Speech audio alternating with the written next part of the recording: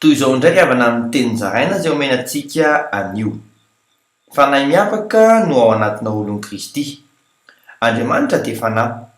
Araka ny voasoratra amin'ny filazantsara ny Jaona 4:4-20 amin'ny anaran'i Jesosy hoe Andriamanitra dia fanahy, ary izay mivavaka aminy tsy maintsy mivavaka amin'ny fanahy sy ny fahamarinana.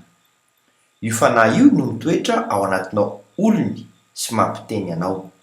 Araka ny filazantsara ny Jaona 3:7-20 amin'ny anaran'i Jesosy hoe fa izay niray an'Andriamanitra dia milaza ny teniny, fa tsy misy fetra ny fanomezan'Andriamanitra ny fanahy.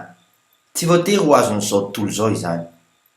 Araka ny amin'ny Korintianina 2:20-20 amin'ny anaran'i Jesosy hoe fa ny olona izay araka ny nofy ihany dia tsy mba nandray izay any fanahin'Andriamanitra. Fa fahadalana aminy izany sady tsy azony, satria tsy araka ny fanahy no hamantarana izany. Fa ny olona araka ny fanahy kosa dia mahafantatra ny zavatra rehetra, kanefa izy tsy fantarin'ny olona. Anjaranao dia mizara.